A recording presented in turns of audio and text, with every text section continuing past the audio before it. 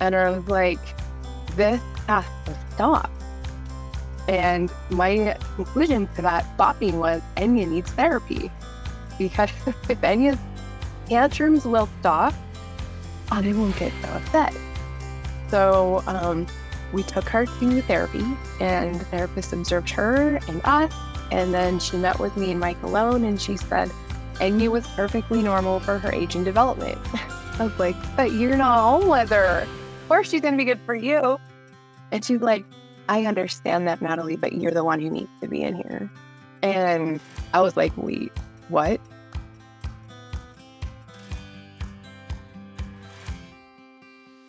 On Life Repurposed, you'll find a blend of practical wisdom and biblical inspiration that's designed to help you navigate everyday life with faith, purpose, and hope.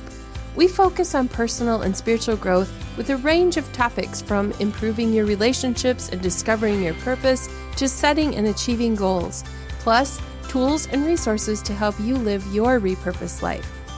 I'm your host, Michelle Rayburn, the author of books and Bible studies about finding hope in the trashy stuff of life. I'd like to introduce you to Natalie Hixson. She's a wife, mother, and certified professional life coach who helps discouraged Christian moms overcome destructive anger and burnout. After learning to thrive in motherhood and process anger in a healthy way, Natalie became convicted to help other moms avoid those dark years of motherhood by helping them to appreciate and process their anger, learn to identify their triggers, and ultimately control their reaction to those triggering situations. She enjoys her own motherhood journey by hanging with her husband Mike and their 3 daughters in beautiful Bozeman, Montana. She recharges with Jesus, coffee, and adventures with her family, like skiing in the winter and hiking in the summer. I want to give a little disclaimer here about this episode.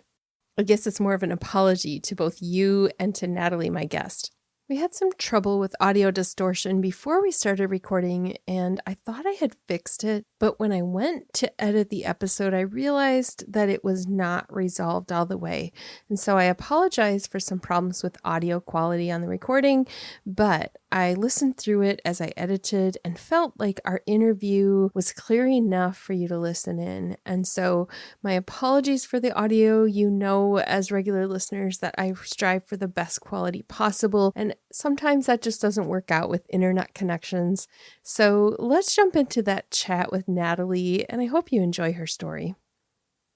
I like to go back a little bit, sometimes go back to childhood. We won't start all at the beginning. You won't have to talk about your birth or anything like that. But we'll go back to the beginning a little bit because I have some childhood memories that really are still in my mind today. So I'm wondering, since we're going to be talking about anger and destructive anger and the effects of that, can you think of your first memory of when you experienced an anger emotion? Yeah. One of them was I was somewhere between 4 and 6. And I had cotton candy my mom had gotten me. And she dropped me off at my great-grandma's house. And I walk in and my great-grandma's like, you don't need that candy. And I was like, what is mine? And she's like, no, or you're going to give that to the boy down the street. And that was like, wait, what? How come he gets it and I don't? And that right there was one of those 4 memories that added to my self-image as far as my body and stuff. That was a pretty, I've had to go back and really ask the Lord to forgive me and forgive my grandma for that experience. That was, one of the first ones I remember.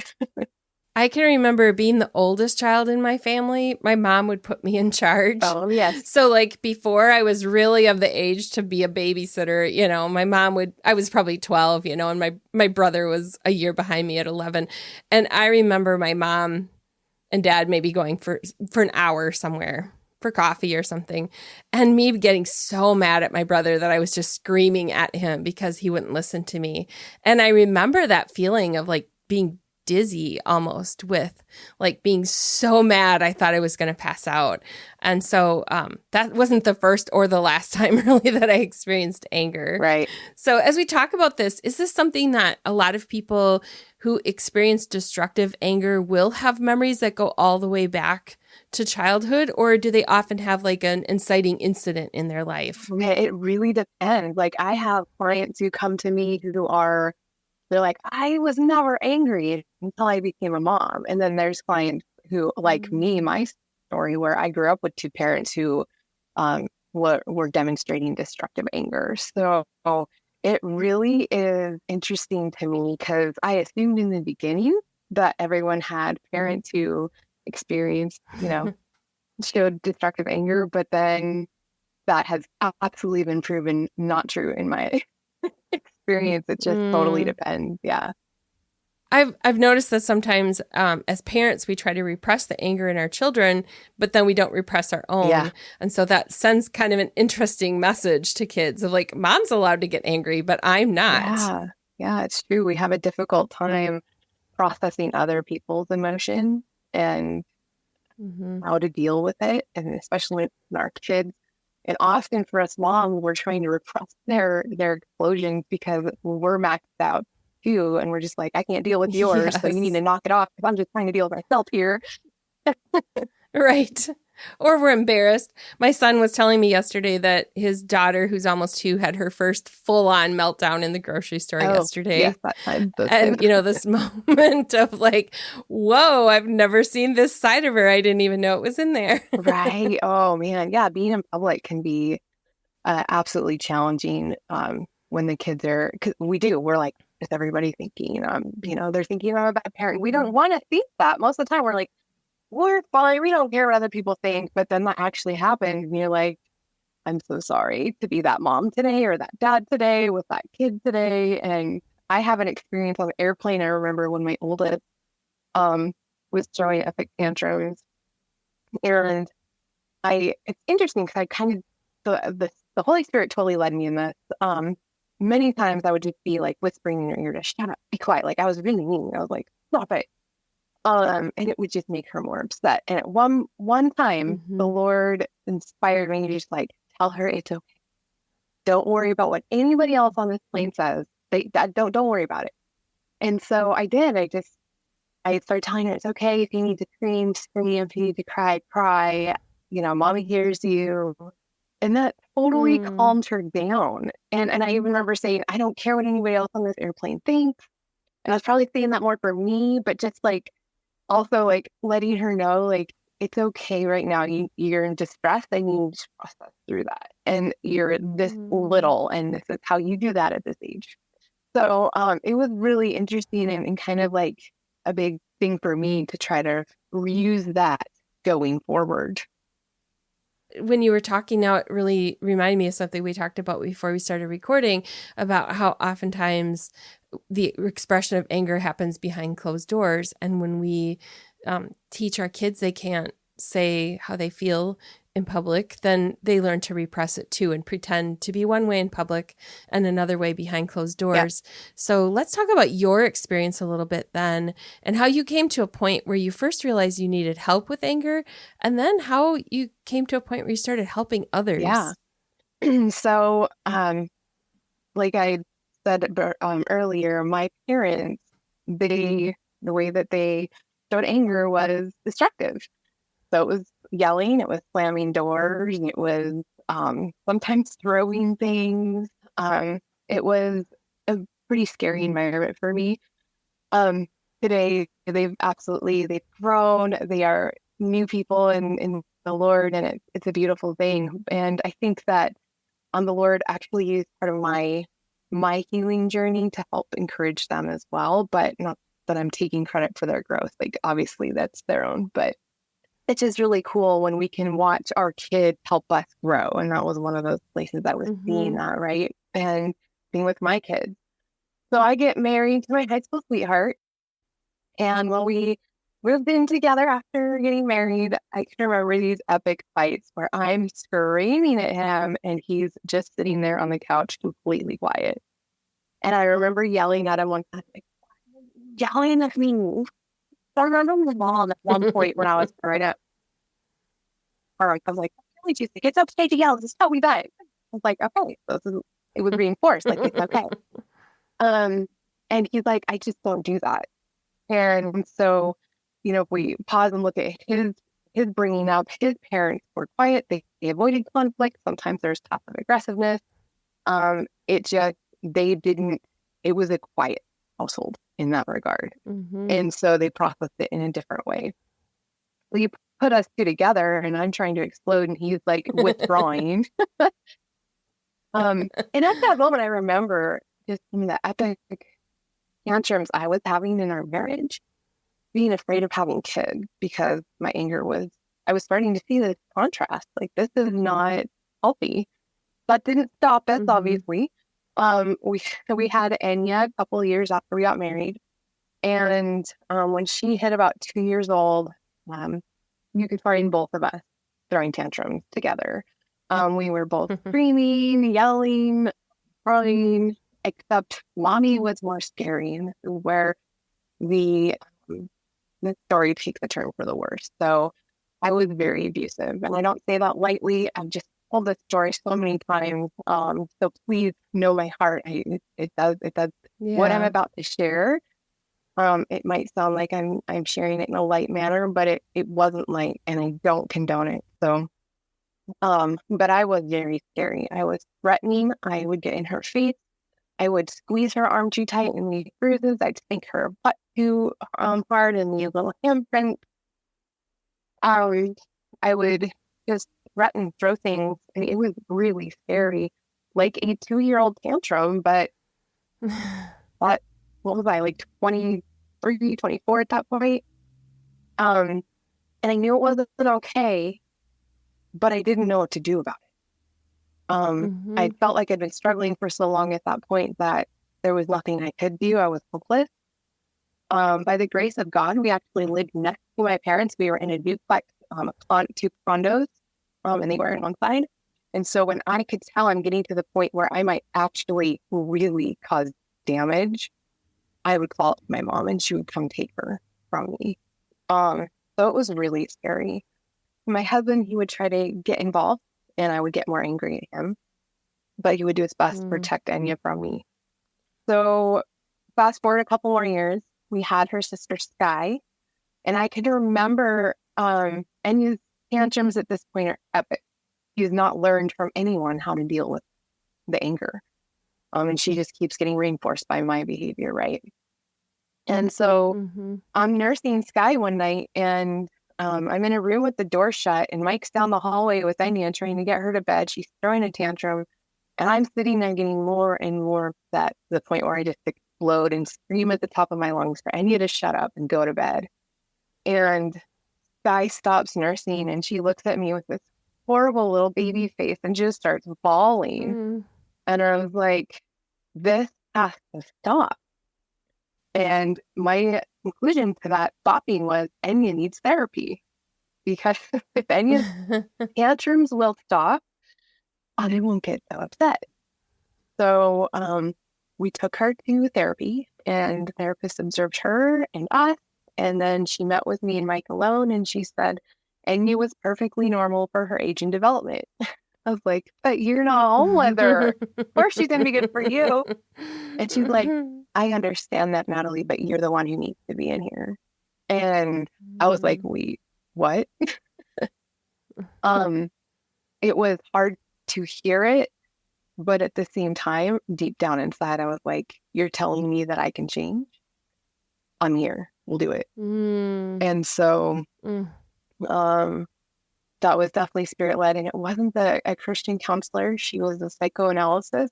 And so, but I spent 4 years of psychoanalysis therapy with her. And I'll tell you, it really helped me understand a lot of, working with how humans are, and like helped me kind of process through a lot of past events in my life. But I left therapy because I still hadn't changed the patterns at home. They had been getting less intense. They weren't as abusive as they were, but I still yelled. I still slammed doors. I'd still be scary mom, right? Thank goodness the abuse had stopped at that point. So we had, the physical, we're going to say it that way, the physical abuse. And so, but I continued my journey. I wasn't done. I wasn't going to settle for this. Like I knew I really was desperate to continue this journey to not be like that anymore. And so I just was led on a personal development journey through the Lord. And some of it actually happened to be through me trying various different online businesses that failed and just the personal development, reading books, doing online courses and stuff. It just kept me in a positive mindset going forward. And then I was also growing in my faith in the Lord. And those two things were absolutely helping me. And then I felt led to coaching school. And so I went to Christian Life Coaching Institute, got my certification, and I thought I was going to help moms organize their life. Because one of the things that helped me was I did a full house purge and clean, and everything has a place and a place for everything type of mentality. And that helped alleviate some things, but it didn't fix anything. Right. It was just kind of it just helped. So once I went into that, I learned about listening, and she was very adamant. If you are going to be coaching people, if you're Christian coaching, you have to know the Lord. You have to spend time with him daily. You've got to get in that consistent habit, because if you can't hear him, if you don't spend that time with him, then you won't hear him. You can't recognize his voice if you aren't ever talking to him and listening to him. So then through that journey, my coaching practice was not doing anything. And I met with some ladies at a little business mastermind. And one of the moms and I stayed up late talking about our journeys through anger. She related, and she had a podcast. She's like, get on the podcast. We have to talk about this. So I did. And it was at that point after that podcast that moms started coming to me. I need help. I need help. How did you do this? And the really crazy thing is, it was through helping them and serving them that really got me over the biggest hump of my destructive anger. And so it was just the Lord working through, so many coaching sessions, hundreds of hours of coaching sessions, that it felt like when I got off those sessions, that was for me. And the Lord was just speaking through me, right? And so it was so cool. And I still to say, I'm not perfect. I still get angry. I still make mistakes. Me either. And especially around those hormone cycles, woo, those can be fun. But today my destructive anger looks more like a snide remark, or I will give a funny look, or I might slam my door still. But there's not this all out checking out. My rage, I would just check out, and I would come back to you and be like, well, what just happened? I don't even know what I just did. It was so scary. And I like to really share so what does that look like now with England and my girls? And wow, one of the sweetest confirmations that we have restored and renewed, and we're continuing to grow with Enya, and she knows the story. Everything you've heard and more, she's heard from me about what happened. Very open with her about it. But I was visiting her at college this last year, her first year of college, and I was being careful. I didn't want to get into her bubble or anything. Not that she was putting that out, but I just want to be careful, I don't want to come mom you at college. and she'd asked me to come hang out in her dorm and cook dinner and stuff. And I was like, well, I'm going to overstep my boundaries. She's like, Mom, having you here is makes my stress level go so much more down. I really love having you here. And I was just like, wait, what?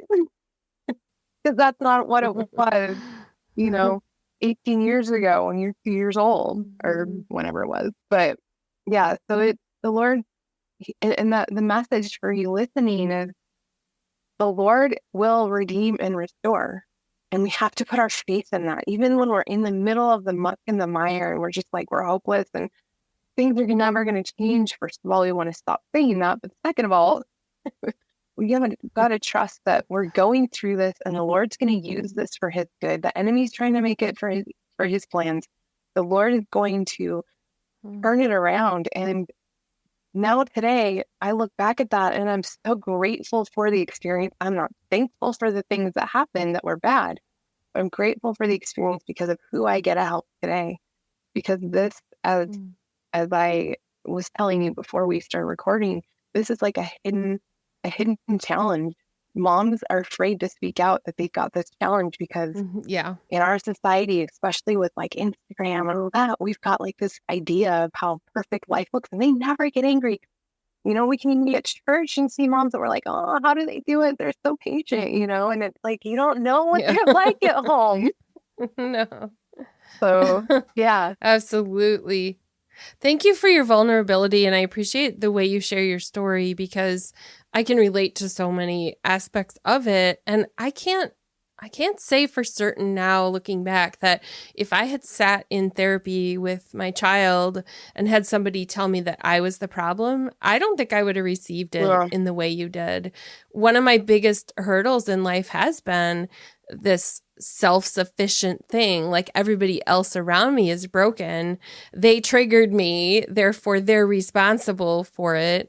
And so that would have taken, I think now if somebody said that to me, because even now my husband, he's a lot like yours. We were high school sweethearts. He's the middle child who never wants to have a conflict. He will push back now and I will receive it. Right. And he'll even diffuse that anger because he will say, I don't think you're angry at me. And he's right. Oftentimes, I've realized for me, it's fear. And when I'm afraid or I feel out of control and I feel like there's nothing I can do to fix that, I just freak out and then everything makes me angry. Yes. So I'd love to talk about triggers because I know you have a resource with triggers, but I'd love to know some of the things you've discovered that trigger us to get to that point where we lose control. Yeah. Well, like you just said, there's that idea that, I mean, not just idea, but the feeling that we're afraid or we're out of control. Mm-hmm. Anger usually stems from one of the negative emotions that we're not wanting to process because it's vulnerable. If we're afraid, we want to protect ourselves. If we're disgusted, we want to be like, get away, stop it. If we're sad, we don't want people to know because so many reasons. Right. And it's not that, I mean, some people say anger is a secondary emotion. Some people don't. Where I lie is we can feel angry and not get destructive. And feeling anger is okay. And Psalm 4:4 says, be angry and do not sin. Meditate within your heart on your bed and be still. It's okay that we get angry, but what are we doing with that anger? That's what's important. So when, and I like to discuss too the difference between what is destructive anger and what is that okay to be anger. Yeah. I'd love to hear more about that. So the feeling of anger in general, you're feeling upset. For whatever reason, you have this feeling that you're angry, and that's okay. You are not sinning because you're feeling that feeling. And so I just really like to make that clear because often people will feel that and immediately feel shame and guilt. So what are you doing with that? Are you using that anger to control a situation, protect yourself from something? In that case, we're going to destructive anger. And destructive anger is those scary behaviors where we're screaming, we're slamming things, we're throwing things, we are belittling, threatening. We might go to the other side. Maybe we're not loud. Maybe we're passive aggressive. Maybe we're manipulating. Maybe we are like, I remember my husband would come along and be so angry. I'd just be like, bye. And I'd get in the car. He was with the kids, so I could leave him. And he wouldn't know where I was. We didn't have location back then. Just like that, silent treatment. Those are all destructive behaviors, right? Whereas anger, you might be frustrated. You might stomp your foot. You might sigh, Those things are not so bad. In fact, I told them, I'm like, okay, you've got that built up energy and you need to get it out. If you have little, I'm like, okay, everybody, we're feeling frustrated. Let's roar like lions, roar, or even to this day, when I get really frustrated with one of my teenagers, depending on the situation, I'm like, I'm going to take a moment. I'll be back. And I'll go out to the recycling bin and I'll stomp cans and boxes. And I won't be cursing. I won't be telling myself that my kids are terrible. I'm just like, just get it out. And so getting the energy out, that's okay to get that energy out, but let's communicate about it. I'm upset right now. So I need to take a moment and go calm down before we can continue in this conversation. And I like to tell the kids, Mommy's angry right now, like when they're little especially. Mommy's Mm-hmm. angry right now. And so we need to take a break. Everybody just calm down moment to their own places. Let's calm down. Um, it's not you I'm mad at, it's the situation. So we're trying to deflect that from the kids. Yeah. Like, it's not them. Like, we have a problem here. You're not the problem. The problem's a problem. We'll figure it out, but we got to calm down first. So it's kind of Mm-hmm. helping us work through that angry feeling in a healthy way. And I like to say the negative emotions, whether it's anger, disgust, sadness, or fear, those are speed bumps. We're feeling them for a reason. So let's slow down, stop, and go, why am I feeling this way? And I use a little prompt of sit and pray, or shorten it to sit and pee, because I like to encourage moms, just go to the bathroom. No one's going to argue with you for going to the bathroom, right? But if you're I like love that. literally in a place where you can't, because you're like, I can't leave my baby on the floor, so just remove yourself. Like, if you're on the floor, get on the couch.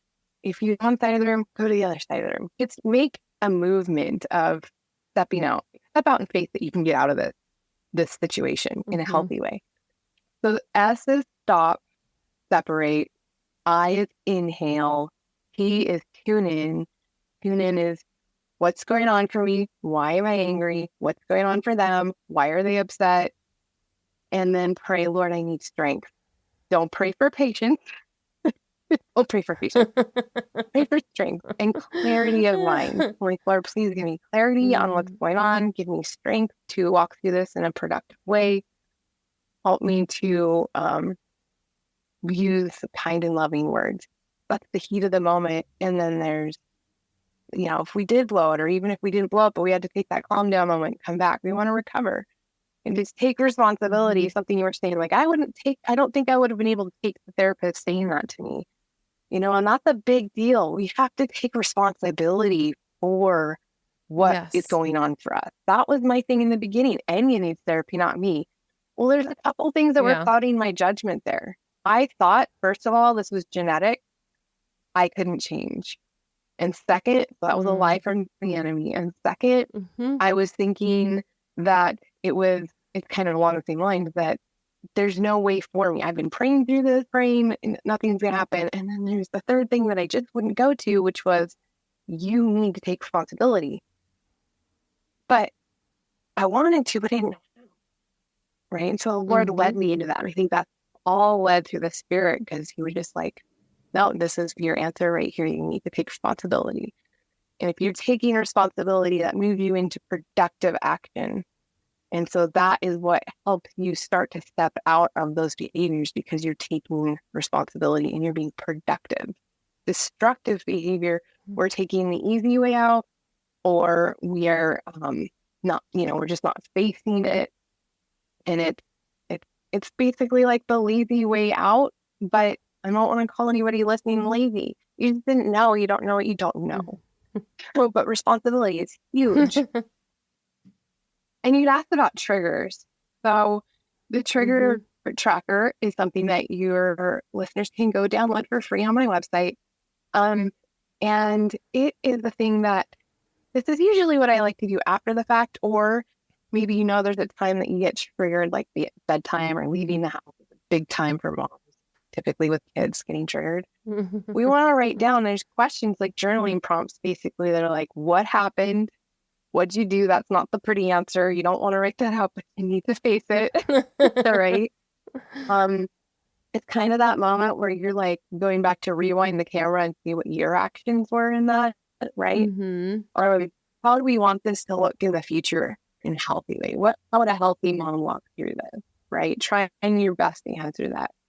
And then there's what was going on? Like, were you angry, tired, hormonal? Are they angry, tired, hormonal? And especially have teenagers. Girl mom right here, 3 girls. Woo! Yes, my husband wants to leave once a week, a month. Or what? Your husband's in my situation where I had all boys in my house and he has all girls in his. Oh my goodness. Yeah, there was the week this summer I had my niece. We don't have nephews even. We have all girls on both sides of the family. And my niece was over, and all of us were hormonal, and we were just like, and I was like, I didn't realize we were all like, okay, where are y'all at on your cycle? And it was crazy. God bless Mike. But anyways, so that trigger check will also ask you to, seek, go to the word to find some encouragement, and also to make sure you pray about it, pray over the situation. And it will, we don't take time. We don't really take time to stop and go, what's going on for me? Why am I doing this? Like the gal that you're talking about, Jennifer, Binder Girl. she's so great. A couple episodes ago, Jennifer Dukes-Lee. Yeah, great episode. Absolutely, anybody listening, go listen to that and pick up one of her journals, because journaling is so helpful to help us. We're giving ourselves time, and as moms, we don't do that enough. We need to give ourselves time, but with the Lord. And so directing those things to the Lord, always in prayer. And I have found in the stage of life that I am in, as I have to release control of my children and let them walk their journey, I can't police them anymore. I just have to kind of sit back and be the judge of like, no, you crossed curfew, here's your consequence. But helping them, is praying for them now more than anything else. And if you can start that habit back when your kids are littler and just continue that habit, he's going to help you overcome and work through these things. You're not stuck and you're not alone. For me, I remember having my second child was very colicky. The first year was really rough. And I remember being not only sleep deprived, but frustrated because I didn't know what to do for him. There were times I had to just put him in his crib because I was afraid I was going to hurt him because I was so frustrated. But I went to Mothers of Preschoolers group, and I remember just admitting to the people around the table that motherhood is not what I thought it was going to be. And just seeing other people say, oh, I feel that way a lot of days too.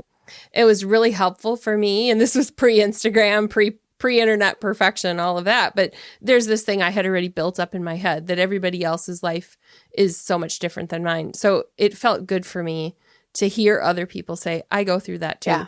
And that was just calming even for me to know that he was back in the nursery crying, that he didn't like it there either. And those people couldn't figure out what he wanted. And so this was just my time with other people.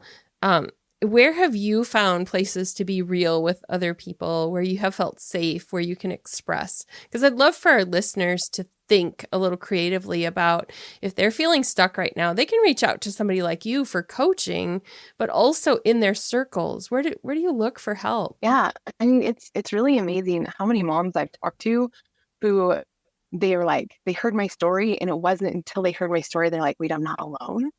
And I encourage them. I'm like, you need to talk to people in your circle. Ask the moms that, like, so I can get vulnerable and open up to my book club girls that we've been in book clubs for years, really core group of girls.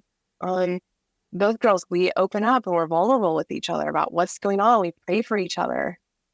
Women's Bible study, it can be intimidating, but there might be another mom there that you kind of start to like, with the sense you might be struggling with even one thing that's the same. Reach out to that person afterwards. Even asking your pastor, because your pastor typically talks to lots of people having the challenges, right? And saying, is there someone with this challenge that you think that I could talk to, that we could keep each other accountable or pray for each other? And most recently for me, I joined the women's prayer group at my church and have been able to just, I'll never forget the girl. I text her like, are you still being prayer group? And she's like, yeah, come. It's completely changed my life. And I can't go into everything right now, but that was like a month ago. And since then, I can't tell you the things the Lord has done in my children's life and my life as a mom, just being in the group. And I have opened up and been very vulnerable about challenges that we've experienced. And so it's all like, it's like kind of gave you the one that were Christian circles for me. Right. Yeah. And so, and one is, we're not even focused on worshiping or do anything secular. It's just book club that we read whatever we decide to read. So there's that. And then if you have a good relationship with your parents, if you feel like you can confide in them, or in one of the ways I'd go about that with your parents is asking them questions. What was it like for you when you had kids this age? And I know that can't always be our relationship with our parents can be really challenging. One of the things through my 4 years of psychoanalysis, it really encouraged me to talk to my parents. And it was super scary and super hard. But I challenged my parents, and we had some really difficult conversations, and ones that didn't end so pretty. But I we were able to overcome so much. My mom, dad, and I, it's been really beautiful to see that relationship and how encouraging my parents are over what I do today. So, reaching out to them as well. Hopefully that gives them solutions that can help. I think there's a little bit of a stigma, maybe a lot of a stigma. And if we get past the fear of speaking out, it's amazing how many times people say, I can relate. And we're careful about sharing our stories because, first off, we don't want to be that person on the news. Right. And so I think that's was always in the back of my mind. Like, if I don't control this, I'm going to be that person on the news. Oh, so scary.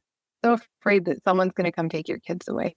That was my number one fear when I was in the worst of it. And I will tell you something too, a really important thing to understand is when you focus on that fear, that's going to keep you entrapped. Yes.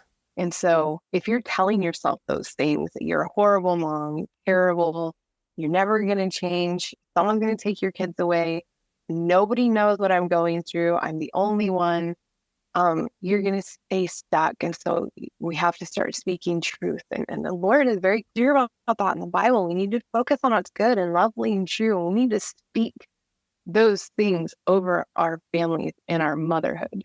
He spoke this world into existence. Words are powerful. Yes, thank you for that. I think for me, the journey now that my kids are older, they're adults, is also using those words to say, I'm sorry, or now that I look back, that's not the way I would have done it. Because I don't want them growing up with these hidden secrets of, I can never say that there were times my mom was scary, angry, and I didn't want to be around her. Which is so important, why we want to do the sit and pray recovery. We're modeling that to our kids. Yeah. And our kids are seeing we make mistakes. And we want our kids to see that. And moms are like, oh, I blew it again. I'm like, sweet. What did you learn? And how did you recover? And I'm very clear with the moms I talk to and work with. I'm like, and you listening, it is okay to mess up in front of your kids. In fact, they need to see that. I work with the moms whose parents never messed up, like quote unquote messed up in front of. You would think, oh, if I grew up with parents who never got angry. Listen, I have moms that I work with who are like that, and they don't know how to process anger and they feel so much guilt and shame because their parents never were acting that way. So like, what's wrong with me? So for us to show our children that we do get upset, it's okay. And yes, we want to work on the destructive behaviors and not be abusive. That's important to work through and overcome. But making those mistakes and getting to recover with our kids, or showing our kids, you're going to grow up and you're going to mess up, and there is grace for that. And the Lord will cover us. We're going to take that to the cross and leave it with him. I think it's also been helpful to have my adult children who are married watch us model conflict in a marriage, because I remember my husband had a conversation with my grandpa many years ago when he was living, and my grandpa told my husband that my grandma and grandpa never had an argument in 65 years of marriage. And I remember my husband thinking they had to have, and I was thinking, well, I think they probably did. I don't know, but that's like a false, thing, because my husband and I have conflicts all the time. And so for our kids to see us disagree and then to see me admit to my husband I was wrong, that's very helpful for them, because for many of their years, they didn't see me say I was wrong. And so all of that becomes helpful for them in applying in their own marriages as well. I would love to know, Natalie, where you've seen this overflow into other areas of your life. This is the Life Repurpose podcast. We think about how when God changes us in one area, it affects maybe our work, our relationships, or overall well-being. So what have you noticed in your life as you've overcome that destructive anger? And when I say overcome, I don't mean you never get angry, like you said before, but you've overcome the destructive side of it. I feel like, first of all, I'm being used for God's glory, right? And not perfectly, but He's able to use me in ways that I can encourage my kids, encourage other moms, encourage people older than me. So that's been really, really cool to watch. It's all Him, not me. It's just me laying down and being like, use me. I would say in general, like, yes, like health-wise, I feel better. On my marriage, we were talking divorce in 2015, and the Lord led us into marriage coaching, and that made a huge impact, not just in our marriage, but also with my destructive anger when I was working through that. And forgiveness. I mean, it was one of the questions that you had. Forgiveness is huge. One of the questions that I heard on that other podcast with Jennifer was, who would you hug in heaven? And the first person that popped in my mind when I heard that question was a person in my life who caused a lot of destruction in our life. The narcissistic sociopath, got the diagnosis from someone, so it's not like I'm just calling them that. And so much destruction, and I was under the victim of that abuse for a really long time, and I would want to hug her. I pray to the Lord that she is healed and able to be there. I want to hug her. And that is, I think forgiveness has been one of the biggest things that's changed for me, is learning that I am not perfect. I am a sinful human being, and I have my own challenges.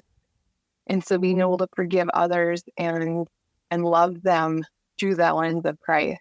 And yeah, my marriage, that's a big one.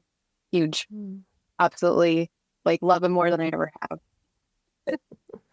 If you were high school sweethearts, you're like me, where you were probably somewhat immature when you got married. Oh, yeah. I was only 20 when I got married. And so it's like, I'm finally acting the way that, we just grew up together. We both learned how to behave with each other. That's kind of fun. One of the things that I have found freeing for me is no longer, when you talk about forgiveness, no longer looking at the people who were the source of some of my younger years of anger. And I say source as in people who modeled anger. I don't have resentment toward them. I don't hold them responsible for my current behaviors. And so, for example, if it's like a parent or somebody else, a teacher in our life, who it's like, that person caused me. It's like, I no longer have those feelings. And I feel like that's healing, to get to a place where I can say, even if they modeled it for me, I'm an adult and I'm making my own decisions. And that in so many areas of life has been freeing for me. I think a huge step in getting past. I still get triggered by interesting things. That's the thing too. And that's being aware and doing the trigger trackers and taking time. And we want to get into an awareness of what are we thinking, because what we're thinking is going to turn into how we're acting. And we think something, we get an emotion from the thought we just had, and then we're going to act on that emotion. So by us being aware of our thought and taking thoughts captive through Christ, we can turn those thoughts to more productive and really work through that. But if we haven't ever done that, or we didn't know we could, or we didn't know how, then we're just letting our thoughts run us. And that's where we get into those cycles of rage and anger and destructive behaviors, because we're not stopping to go, what's going on in me right now? Yeah, that's become kind of a really good self-awareness, is to know I'm feeling this way, and instead of acting on it, to learn how to pause and wonder what's causing me to feel this way. That's been a lot of years of exploring. So for the listener out there, this is a journey and we're all a work in progress, like Natalie said. You were talking about resources, Natalie. I'd love to know how people can connect with you, how they can get that the trigger tracker that you mentioned. Yeah. So I'm at just my name, Natalie Hixson, Hixson, on a tricky little S in there. And they can just, as soon as you get there, you can, I think you have a link that you can send them to. Yes, I will. Through your in the show notes. And then they can download the trigger tracker for free. And then I have a blog over there, and not really on social media for business. I'll post my blogs and stuff on Pinterest, but at the moment, that's really all I'm doing social media ones. Are you open for coaching clients? I am, yes. I take clients in as they come and just as the Lord sends them my way, yeah. All right. So listener, if you want to connect with Natalie and get those resources, or if you're looking for a coach to help you take those next steps, on her website, which I will link to in the show notes, so you can find her there. And Natalie is a resource for you to begin those steps for healing and getting over destructive anger and figuring out how God can repurpose that in your life. As we wrap up, Natalie, is there something that you would want to say to the listener who's out there who isn't sure of her next step, or she's maybe just started down this journey? How would you want to encourage her? Yeah, first of all, kind of just going to bring back some of the stuff I shared in depth. I had a life coach that I work with once tell me, you're a special person, but you're not a special snowflake. Meaning that, yes, you are unique and God has created you a special person, but what you're going through right now, somebody else has gone through as well. So don't sit there and think that you can't change or there's no hope for you. Please, that will only keep you where you're stuck or lead you down a worse road. So as scary as it might feel, start, first of all, prayer and ask the Lord to lead you to somebody to talk to, whether it's me or your pastor or a friend. I don't care, but don't stay in the darkness that you're in thinking that you can't because nobody else will understand. And then trust the Lord and get on that daily, even if it's just 5 minutes a day, get in the Word and talk to the Lord. You need that encouragement from Him. Yes. Thank you so much for being vulnerable and sharing with our listeners today. And thank you for the ministry that you're doing, because I know this is work that's going to impact people and ultimately change families for the better. So thank you so much, Natalie. Thank you. Thank you for having me. If this episode got you thinking, I encourage you to reach out to someone, whether it's a friend or whether it's somebody at your church, your pastor, somebody in your Bible study. You're welcome to email me. You can look up Natalie. If it's got you thinking and you just need to tell somebody, I'm struggling with anger and I think I need to take a next step, you're going to find people ready to encourage you. If you're looking for the show notes for this episode, those are at michellerayburn.com/164. And there you will find a link to Natalie's website and also that worksheet that we talked about. And you can figure out what your triggers are and use some of those journaling prompts as well. So I encourage you to get that. I downloaded it. It's great. So do get that free resource. I also will have a discussion guide and some thoughtful questions for you related to this episode that will be going out to my email list. And then after that, we'll be on Patreon for the Life Repurpose Plus subscribers. So that's also available as a resource for you too. Thank you for listening today. I so appreciate when you invest your time in listening to an episode. I will be back next week with another episode. You've been listening to Life Repurposed. If you'd like bonus resources sent to your inbox each week, be sure to sign up at michellerayburn.com.